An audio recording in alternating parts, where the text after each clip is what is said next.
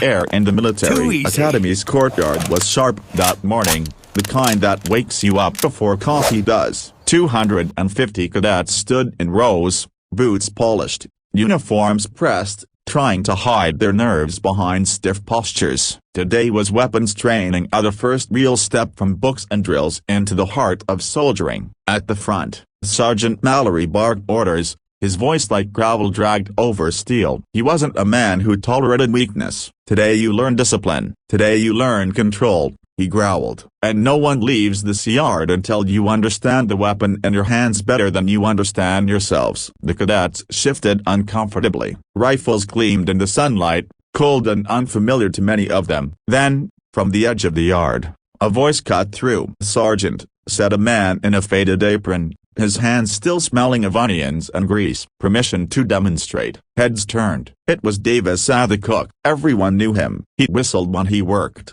slipped extra biscuits onto the trays of homesick cadets, and told jokes bad enough to make even the sleep-deprived laugh.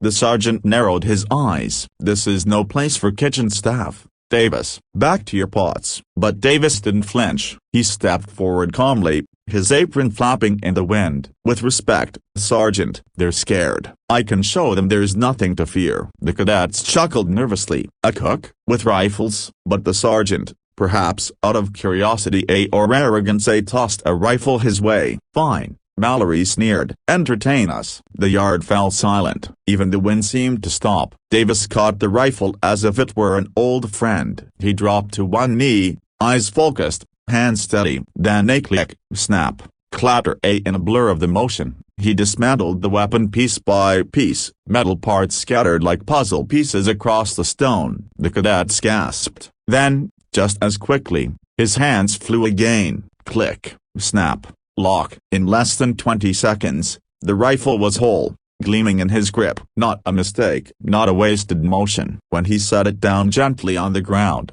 the yard was frozen. 250 cadets, mouths open, staring at the cook who had just made their toughest lesson look like child's play. Sergeant Mallory's jaw tightened. "Where did you learn that?" he demanded. Davis stood, brushing dust from his apron. For a moment, his eyes softened, carrying the weight of memories too heavy for words. "Long before I was a cook," he said quietly, "I was a soldier, but I traded my rifle for a ladle, feeding people heals in ways bullets could never can." The cadets looked at him differently now, not just as the man who made stew and mashed potatoes, but as someone who had walked the road they were only beginning to step on. One of the youngest cadets, a boy who had been trembling moments before, raised his hand. "Sir," he said timidly, "could you a broken bar teach us? Not just the rifle, but how you stay so calm." Davis smiled, that same kind, warm smile they'd all seen in the mess hall. "You breathe, you focus, and you remember. It's not about proving you're tougher than the person next to you. It's about being strong enough to protect the one who isn't." Silence lingered, but it wasn't empty anymore. It was filled with respect. From that day on, cadets would still groan about Mallory's drills, still dread the weight of long marches, but when they filed into the mess hall, when they saw Davis ladling soup, they also saw a quiet reminder: strength wasn't only in the battlefield, it was in kindness, it was in patience, it was in service. Years later, some of those cadets would face combat, some would lead platoons, some would struggle with fear and doubt, and when they did, they would remember the cook who dismantled a rifle in 20 seconds flat, then taught them something far greater than marksmanship. That courage is not just the absence of fear, it's the presence of heart, and that even in uniforms, even in war, humanity matters most. The cadets didn't forget that morning. For weeks afterward, they whispered about it, how the cook had outshone even the instructors, how his hands moved like music, how he spoke with the calm that silenced fear better than any barred order.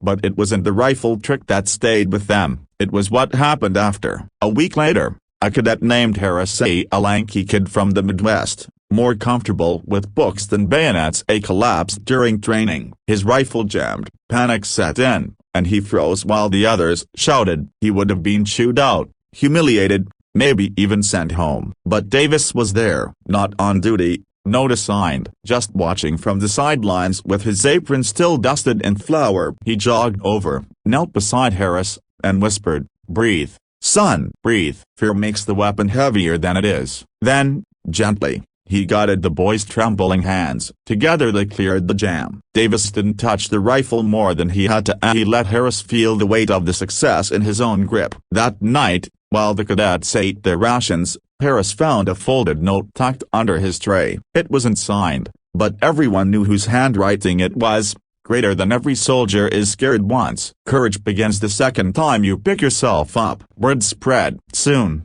Davis wasn't just the cook. He was the one cadets sought out when fear knotted in their chests. When the sergeant's shouting echoed too loud in their heads. Some came for advice. Some just for a quiet nod over mashed potatoes. And the remarkable thing, Davis never bragged. He never demanded respect. He never even mentioned his past again. To him, the mess hall was still his battlefield, a place where weary hearts could be refueled, not just empty stomachs.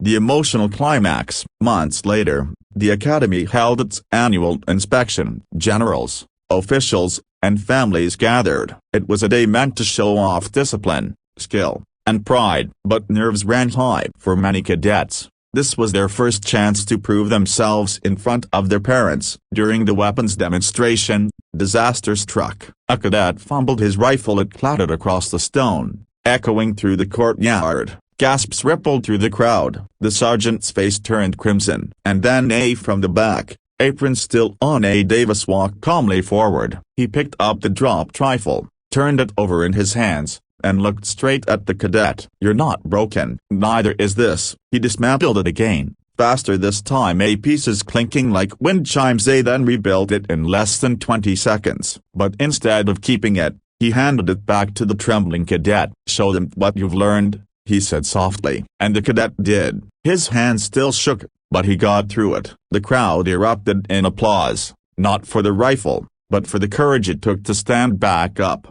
Closing reflection. That day, even the sergeant swallowed his pride. After the inspection, he found Davis in the kitchen, scrubbing pans. For once, the sergeant's voice wasn't a growl. "You may wear an apron," Mallory said, "but you've taught these kids more about soldiering than I have in months." Davis just smiled, rinsing off the suds. "Soldiering isn't only about fighting, Sergeant. It's about reminding them why they're worth protecting in the first place." The sergeant nodded slowly. He didn't say thank you. Men like him rarely did that, but from then on, Davis was no longer just the cook. He was part of the academy's heart. Years later, when those cadets scattered across the world, facing battles both seen and unseen, they carried with them two truths: how to handle a rifle broken bar and how to handle fear. And in quiet moments, they'd remember the man in the apron who taught them that true strength isn't measured in seconds or skill, but in kindness that lasts a lifetime.